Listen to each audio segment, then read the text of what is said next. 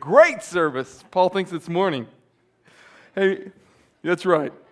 Hey, if you're here for the first time, my name's Paul Watson, and I'm the teacher, the speaker, whatever you want to call me, the pastor, or whatever, of this service. It's called The Door, and this is our just midweek service. And you're like, yeah, we know that. We showed up. We ended up here. But we're really glad you're here. And we are in the middle of the series, and the series is called Natural Wonders, and tonight we have something kind of special for you. But before we get to that, this is the whole idea of this series, that we believe that it's natural to wonder about God. That whether you're a church person or a non-churched person, I believe with all my heart that that is something that is intrinsic to man. That you cannot breathe and not wonder about God. That when you, I don't know what your trek was to Christ or to God, but I can tell you, for me personally, that I gave my life to God at 17, and it was because I was wondering about Him. But you have to have a process to wonder, right? And so we've been talking about that, and so here's what we're going to invite you to do. Tonight we're going to invite you to just join in and listen in on a conversation that we're going to have up here on the stage. And I'm going to bring up 3 friends, and we're just going to kind of talk about those wonders. And so here's why we're doing that. Because I know that sometimes we get a lot out of messages. Sometimes you listen to a message and you just go, oh, isn't God amazing? Can you believe those points? And God really spoke to me. But I can tell you that for me, I didn't give my life to Christ out of messages. I gave my life to Christ out of conversations. The conversations happened, and you heard what this person had to say, and then you contemplated it. And then another conversation happened, and you heard what this person had to say, and you contemplated it. And it was in those conversations, I mean, I've been to thousands of services, and it was in those conversations, though, that led me to a place to explore and discover God. And there's another part here that I want you to catch. Because not only do I believe that it's natural to wonder about God, and we spent 2 weeks talking about that 3 weeks ago. We started off 3 weeks ago, and our first 2 talks was the natural wonder about God out of Acts 17. And what you find in Acts 17, if you haven't read the passage, we'll want to pick up that portion of the passage, and you'll want to read it. And you find Paul walking through the city of Athens, and he's just kind of wandering. Like for me, when we go to Chicago, I love going to Chicago and I love going down Michigan Avenue and just kind of wandering and checking out the city. And as he's checking out the city, he sees that this is a city that wonders a lot about God. And so he begins to tell them about Jesus Christ. And it's a very interesting conversation. But then what we talked about last week was Romans chapter 7, which says that not only is it natural to wonder about God, but it's also natural to wonder from God. That when I want to do what's right, I inevitably do what's wrong. You guys have had those moments, right? Those moments of going, oh, what did I just do? I've had way too many of those moments. And so this is what was kind of going on in Romans chapter 7. And coming to that place because some people believe that if you happen to wander from God, that you can't wander back to Him. And I believe that when I wander from God, God follows me. That I look up, and there's times in my life where I'm like, how did I get here? And I think, oh, I got to do something to get back. And I think it's going to be this big, long trek back to God. And I turn around, and there He is. Have you guys discovered that? Oh, you guys are going to be quiet tonight. You cannot be quiet tonight. But you wander from Him, and you turn around, and here's something else that I think is really interesting about God. Because some people believe that God speaks loudest when you know Him. And I can tell you from my experience that I believe that God spoke loudest to me when I didn't. And when I say when I didn't, that whenever I wasn't walking in this consistent everyday relationship with Him, I can tell you that when I am off track in my relationship with God, I believe with all my heart, that's when He speaks loudest to me. And just like when I'm with my kids and I'm hanging out with my kids and my kids are doing something they shouldn't, I don't say, hey, don't do that. Hey, you probably shouldn't do that. That's not a good idea. No, I'm like, what are you doing? don't do that.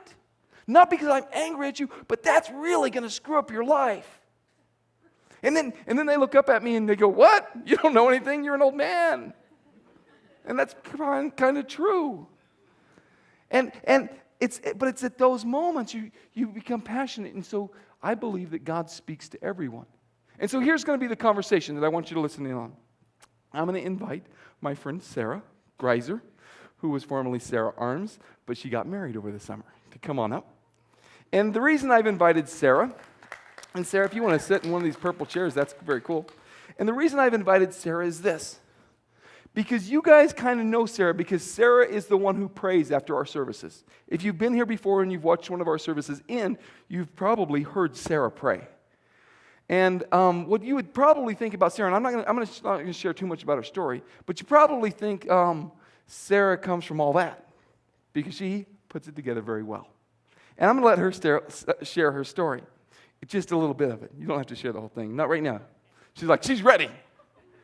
But because I think what we do is we have the opinion to look at a person's life and make a judgment call, right?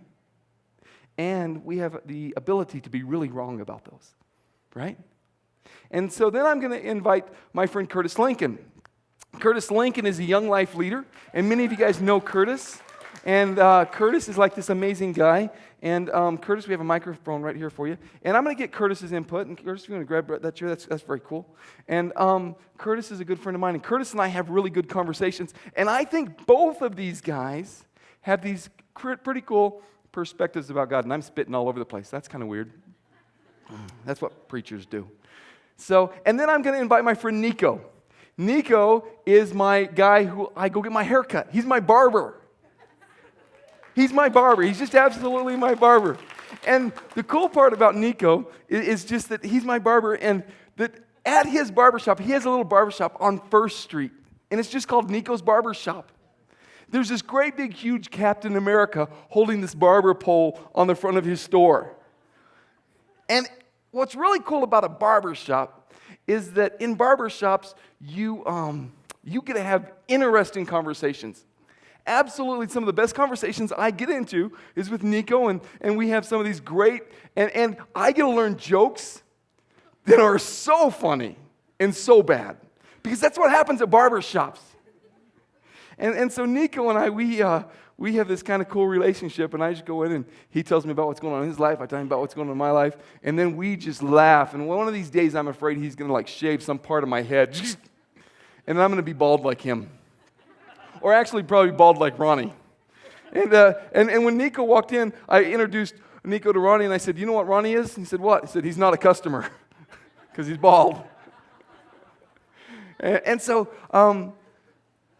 I want you guys to kind of just pay attention to Nico's view too. And so we're just going to talk. You guys cool with that? About 20, 25 minutes. And then when we're done, what's going to be really cool is when we're done, we have a special, we're not going to end it with a worship set tonight. We're going to end it a little bit different. I think you're really going to like it. But if you just kind of click in, we're going to talk. Everybody's good? All right. Curtis, I think you need to turn on your microphone. Are you on? You on? All right, Sarah, you on? Nico, you on? I believe so. All right. Not yet. All right. I'm on. We're working the system up here. You on, Sarah? I think I'm on. All right. All right. Here's what I want you guys to do. I introduced you, but what I would really like you to do is kind of introduce who you are. Just kind of tell your story. Kind of tell your story, and your story could be something about, because we're talking about natural wonders, and the whole idea is that it's natural to wonder about God.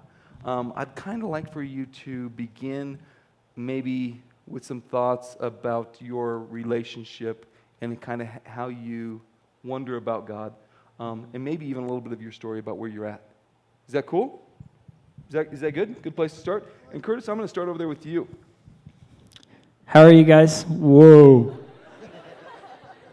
In lingo, that would be you're very hot right now, which, Okay. From a microphone standpoint, you're hot, but maybe from a lady I have kind of a standpoint, soft you're voice. hot. I'm, I guess, on high.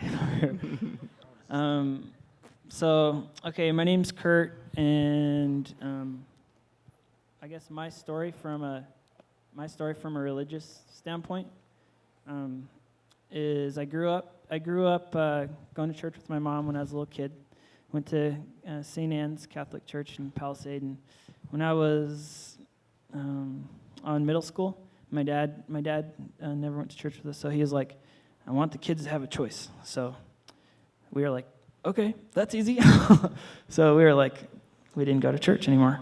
And so from the time I was about in middle school all the way through high school, I kind of started developing just thoughts and stuff like everybody does, like what Paul was talking about, is wondering about God. And I decided that he wasn't real, and that it was an imaginary thing that you made up in your head. And so I went through a lot of years like that, and then when I was about 20 years old, I went to New Zealand, and down there I was snowboarding. I spent the whole summer there. I met this guy, and he was a Canadian, and his name was Mike, and there was just something different about him. And so I hung out with him a lot, and he kind of rubbed off on me, and I started wondering about God again and reanalyzing my life and stuff. And actually, one major thing happened when I was in high school is my big brother died from a drunk driving car accident, and everybody was like, "Don't go see him. Don't go see him for the viewing," you know. And I couldn't believe it that he was actually dead, so I had to go. And something happened there. Something huge is that I saw that something was missing from him. Everything about him was there, but there was something missing, and that something was what made him go. It was, and it hit me deep, and it made me realize that we weren't just flesh and blood. You know, there's something else inside of us that is us. So that kind of hit me, and so anyways, when I was 20, I got saved, and I saved. But I came into a relationship with God. I started believing in Him, and I don't know if I'm rambling. Is that good? No, you're good. I think there's a couple things that I want to hit on, because when you chose that, when you had decided in your head, Curtis, that there wasn't a God, you still thought about God. Is that true? Yeah. Mm-hmm. And what we talked about, and I want you guys to pick up on this, okay? This is really important, because remember when we started off 2 weeks ago or 3 weeks ago, I said it's interesting because people at certain times in their life will make a proclamation that there's not a God. And some people make it in their head, and some people say it out loud. I can remember when I was about 13 or 14 years of age, I stood on my feet and said, "God, you're not real." Which, if you're saying you're not real, then you're speaking to somebody. Which only proves that He must be real. Because you usually don't stand at the Christmas tree and say, "Santa Claus, you are not real." And you usually don't look at your Easter egg basket and grab the eggs and say, "Easter Bunny, you are not real." And so to make the proclamation and the decision in your head that there is not a God has to point to that there must be.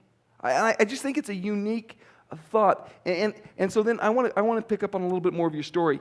And I'm going to share a little bit of your story and I'm only going to share a little bit of your story because I know that you would be fine with it, okay? Yeah. That when you were snowboarding, you were doing other things. I'm thinking there was a lot of smoking going on. And we're not necessarily talking cigarettes. We're not talking Camel Packs, right? Yeah. There's a lot of weed and a lot of that kind of atmosphere that you were living in. Right. And here's why. You go, okay, well, so now you're going to unveil Curtis's stuff. No, here's why.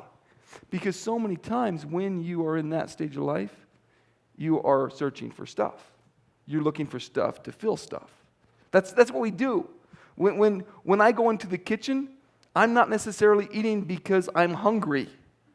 I'm eating because I'm looking for something to fill my life, habits. Does that make sense?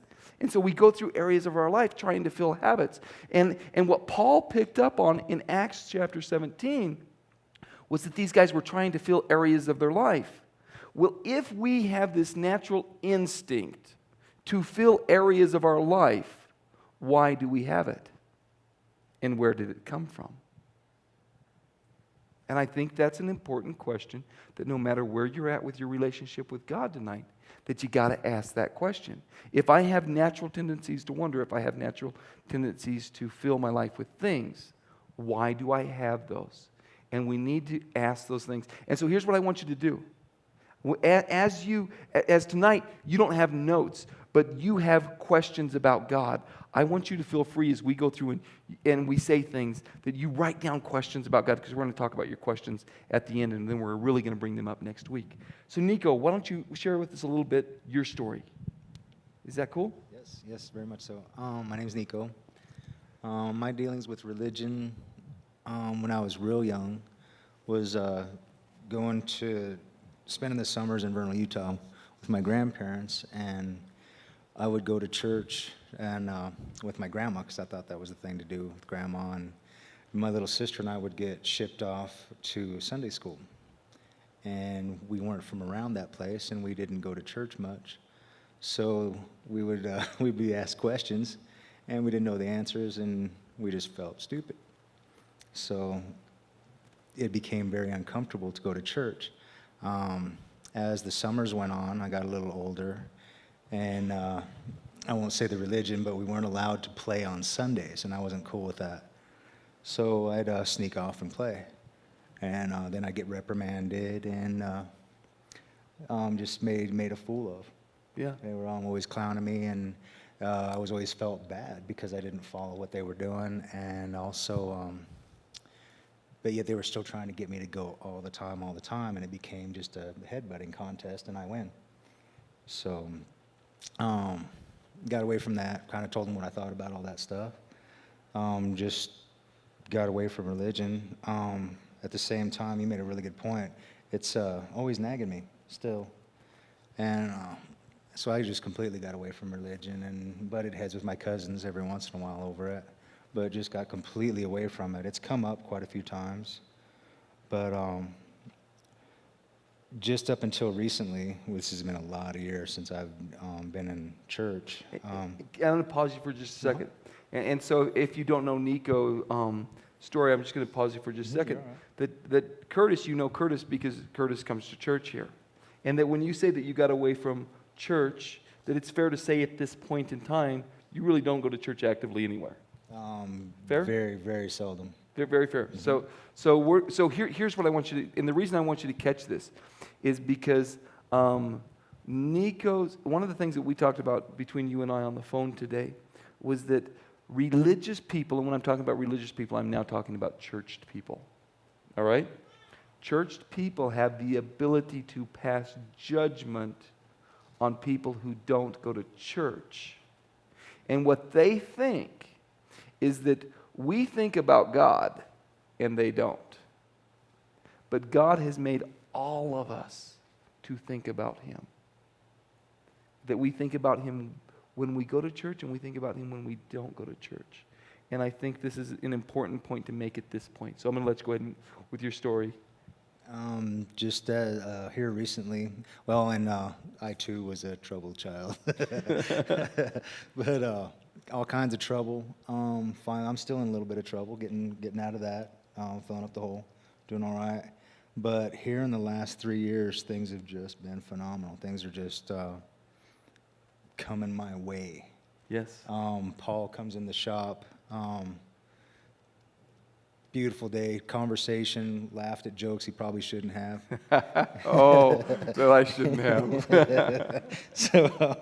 But, I ask for forgiveness later. But I mean the willingness to laugh, the sense of humor that he had, and then another one of my customers that comes to this church came in, and she's a joy. And the next thing I know, she's helping me out. Paul's helping me out, blessing me. My barbershop gets blessed. Things are just going, for opening a brand new business, things are just going fantastic. And just more things keep happening, and I guess it's been long enough for me to open up a little bit and let the guard down. And plus, I don't live in Utah anymore. Sorry, but Sorry, that was funny. but no, things are coming my way, and yeah, this is really amazing for me to be up on the stage in the church. This is good stuff. This is really amazing. I knew I caught him on a Friday and tipped him well. I went and got my hair cut last Friday and gave him a big old tip and then said, hey, why don't you come do this talk? And he's like, okay. And then I talked to him yesterday or this morning. Yesterday. And he says, is this in front of everybody? I'm like, yeah, you agreed to it. Come on, you can't back out now. But here's what I think this is interesting to do. Yeah, is this cool? This is cool. And you need to know from me, I want you to hear this. I am going to do everything in my power to break religiousness, to break the idea that we're religious people, snub people who aren't coming to church. Because you know what? It says, when it says that for God so loved the world that he gave his only son, that whoever believes in him should not perish. That whole sentence is about that God gave his life for everybody so that everybody would know him and that he talks to everybody.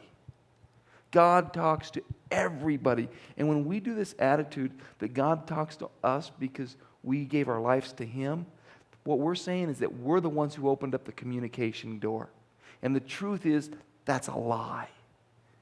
Because God is the only one who opens up the communication door. And he did it eons ago before you and I ever sought him. He sought us. And I think this is really cool. And so we have these conversations, but I also want you to know this other drop. That I think that all people recognize when good things come their way. There's this question that goes off in people. Wow, God's blessing me. And Nico and I, we've had kind of those conversations where different things have happened and different things will happen in his life, and he recognizes that this is God. God's pouring out some blessings on him. And so Nico, I told Nico I wouldn't let him off the hook on the stage, and at the same time I wouldn't embarrass him either. And I'm not going to let anybody off the hook on the stage. That just as you have to ask the question, why do I wonder about God? Why can't I turn that off? Why can't I pretend like in my head that I'm an atheist if I choose to go down that road? And yet even as an atheist, which an atheist is somebody who doesn't believe in God, and an agnostic would be a person who believes in a God but hasn't figured out which one yet, okay? That if I claim atheism, how come I still have questions that I might not verbalize them in my mouth, but I do verbalize them in my head? Why can't I not turn that off? You got to ask that question, why? But then you got to ask this question, why does God keep blessing me? And the reason why is this. Because whether you seek him and choose to acknowledge him and choose to make a real declaration that God, you're real and I'm going to follow you with my life, he still loves you. That his love for you is not based upon your love for him. His love for you is based on the fact that he created you and he gave his life for you.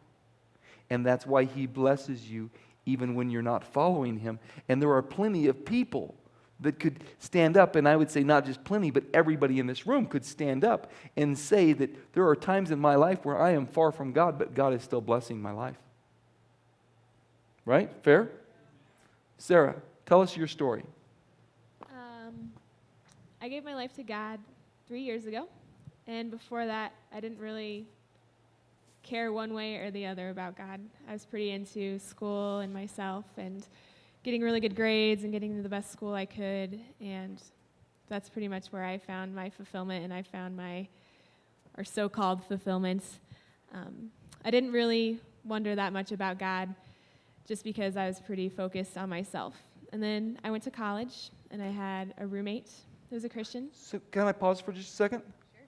So focusing on yourself, did you find fulfillment in that? Mm-mm. And the reason I ask that is because everybody goes through those times where, man, you try and buy things for you're focusing on yourself, you try and buy things, you try and do things, that it's all about self-fulfillment. And boy, doesn't that end up being a hollow road. That's not a lot of pastors will say, okay, this is the hollow road, self-fulfillment. But it just is. It's not a religious statement. It's just a normal truth. And you don't have to be a Christian or a church person to be able to make that acknowledgement. Fair? Okay. Right. And I also, whether I was happy or whether I was sad depended on whether I was successful or whether I failed. And I couldn't handle it if I failed. So definitely seeking that fulfillment didn't really do it for me. But then I went to college, and I had a Christian roommate, and one of my best friends was a Christian. And they started talking to me about God, and one of them I really saw genuineness in, and the other one, sometimes I didn't. And so they would talk to me, and sometimes I would just get irritated because, if God loves me and if God is real, then there should be genuineness, and one showed it and one didn't. So I was kind of still like, I don't think so. But through that whole time, I started having different feelings and different thoughts, and I didn't ever attribute them to God, but I would start to have more compassion for somebody, or I would start to, try to be less into myself. And I just thought I was changing and growing up, becoming more mature or whatever, and I had no idea that God was starting to work in me. And then I went, I had a really strong desire to go to a summer camp in Pennsylvania after my freshman year of college. And ironically enough, this was a Jewish summer camp. I don't know. And you didn't know that going in? I had no idea. Oh, that's funny. Sorry, that's funny. But anyways, again, God brought more Christians into my life. And one day we were jogging down the road, and I don't even know where this came from, but I all of a sudden said, we should start a Bible study. I was like, I had no idea. I didn't know God. I didn't have really what I thought was a desire to come into a relationship with Him, but this just came out of my mouth. So you are a non-churched person, and non-church person, and I did not know this, Sarah. I'm sorry, I'm blown away. It's So weird. you were, this feels like Oprah.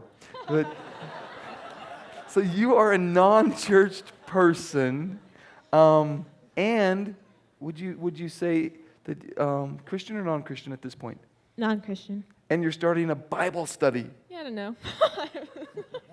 See, here, I think this is so cool, because here's what we think.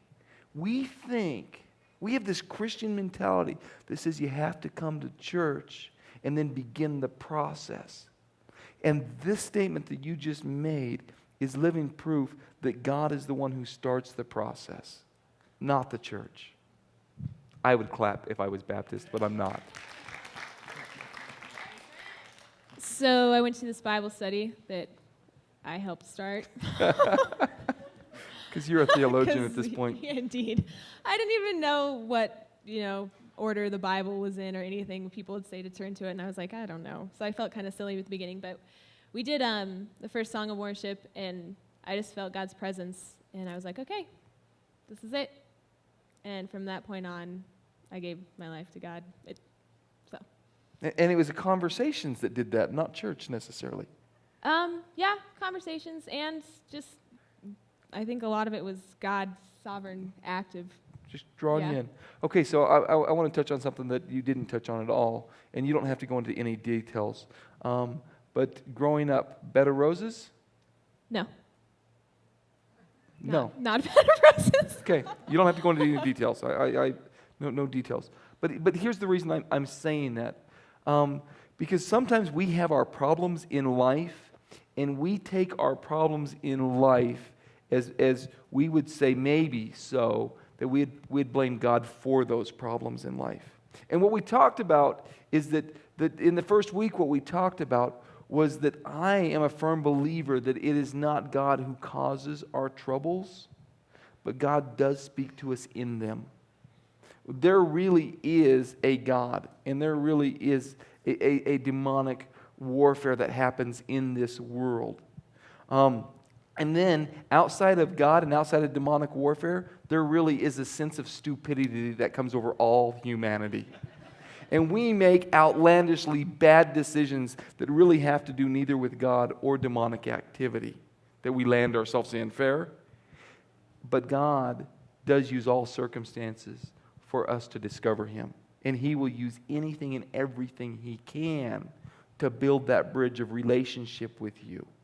He does that. And so here's what I want to kind of talk about, because I want to kick back to you for just a second, Nico, because this is a barbershop conversation that you and I had that I would kind of like to continue here. And so I'm going to kind of set this up for them, and then you and I will kind of go into the conversation a bit. But I was in his chair last Friday, and he's like, okay, so what are you talking on at the church? And we're talking. I said, hey, I'm starting this series. It's called Natural Wonders, and that's how I lured him in, sucker. Just like catching fish, man. And so anyway, I said that I just believe that it's natural to wonder about God. And I said, so what makes you wonder? And he said, rainbows. Remember that? We talked about rainbows. And so then you went into this other story. And so I want to kind of throw this question out. What is it that makes you wonder about God? And for you, why would it be rainbows or whatever else? What other things that have happened in your life that have caused you to wonder about God? Is that fair? Sure. It's a rainbow. How can you come up with those kind of colors? And that's just always been something that just has absolutely amazed me. And then I also talked to Paul about sundogs and moondogs, which are partial or full rainbows around the sun and the moon. And it was just a real special thing. My grandpa Which talked was to me about. way more information than I even knew, which goes to say that, like, a barbershop is not just a barbershop. This is a national institution for education. Yes, very much so. But yeah, just that kind of thing. I used to live up in Summit County, Keystone, Breckenridge, all that, and we'd go to the top of Loveland Pass, and at daylight, and watch the alpenglow, and just, man, special things like that just can't be just by accident. There's no way. That's cool. That's cool. Natural wonders. Curtis, what are some things that you watch and you go, wow? The tilt of the earth and how perfectly everything works. And if the earth was tilted 1 degree more or less, we'd either be frozen or flooded. And how we live in such a thin little layer of this thing that's so big, and that little thin part is so perfect for us. And if little things were changed, drastic bad things would happen. And just how it's kind of like magical, how perfect everything is, and you can't excuse that. You can't just say, no, it's just some something, that just kind of happened. It's pretty perfect, for that. So, and also just like the human body, how complicated we are, and how we don't have to be like, oh man, I busted my arm today, I gotta heal that. It just kind of heals on its own, and a lot of things, that just worked just right, and we didn't have anything to do with. So Nice. Thank you, Curtis. For me, I think it's people, especially little kids, and how they have so much joy and so much happiness and so much energy and all of that. And when I look at little kids, I'm just makes me think of God, and it makes me think of all the joy and amazing things that He created them with. That's very cool. Very cool. I love just kids, and kids have this natural love that in a child, you don't create love, it's naturally there. But what's interesting on that is that in an adult, you have to continue to find it. And you look at that, and for me, the thing, it's always nature, that there's so many things in nature, butterflies, and just things in nature. But for me, when I gave my life to Christ, you know what it was more than nature? It was, how can I feel broken internally? That you can always look at something and see that it's broken. Physically you look at something and go, oh, okay, that's broken. But there was something in my life that was broken, and I recognized that there was brokenness in me, but I knew that it had to be spiritual and emotional, and those aren't tangible things. Does that make sense? And so if there's something that is emotional or spiritual that's broken, then I had to recognize that there has to be something spiritual that can fix that. And for me, that was God. And that was the recognition. I mean, you always look at the sunset. You always look at a rainbow or even just when you come back and you see the pictures of the shuttle and they pan back and there's the planet Earth and you realize that, wait a second, this thing that feels so big is really so big. And there's those things. And I think that's where it's 10 after. And so we're going to go ahead and end there with this conversation. I want to close it on a couple different notes. And here's the notes that I want to close on. I believe that there's two things that I want to accomplish out of this, that I want you to leave here with. As a church person, if you have committed your life to Christ and you go to church and you have that, here's what I want you to get. I want you to recognize. Because what we do is we think that, hey, I can't have conversations about God because how do you really bring up the whole subject of God? God is naturally bringing it up to everybody every day. These are incredibly easy conversations to have. And they are incredibly important conversations to have. Because most people do not make the connection to God in church. They make the connection to God in conversation. Second, if you are a non-church person, and Nico and I, we've already talked about this, that it is very, very important that you ask yourself the question, if I wonder about God, then why do I wonder about Him? What causes me to wonder about Him? And generally, if you are wondering about God, it's not generally. If you are engaging in different conversations, there's Jessica is somewhere here in the audience tonight. I'm not sure where you're at, Jessica, but we keep running into each other across the city. I mean, we run into each other all the time. And so when you begin to run into somebody all the time, I don't know about you, but I do that thing that goes, all right, if I keep running into this person all the time, then there must be a purpose. Do you guys do that? Or like you know hundreds and hundreds of people, maybe even thousands of people, and that when you run into one person over and over and over and over, pretty soon you begin to make a connection that there must be a reason for this. But if you keep wondering about God and bumping into God, there must be a reason. And if you're not the one doing it, then He must be the one doing it. And so you've got to ask Him why He's doing it.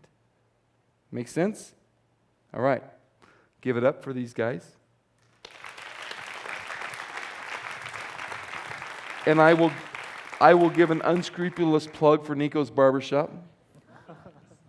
Wednesdays, Thursdays, Fridays, and Saturdays. You did that just by showing up on the stage. But I can only do that because you cut my hair well. Because if you cut my hair bad, I'd be going, oh, that's the guy. and so here's what I want you to do. I want you to begin to write down questions about what you wonder about God. And then next week, I want you to bring back those questions.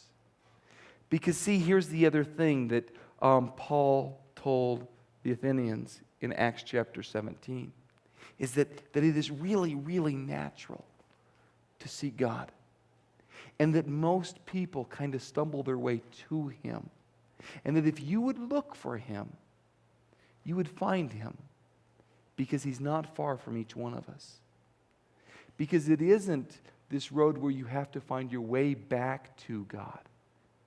All you have to do is begin to ask for Him because He's already found His way to you. And you see, it's also natural that you're going to find yourself in places in life where some days you're really close to Him. And you're going to find days where you're really far from Him emotionally. But He's never far from you. All right?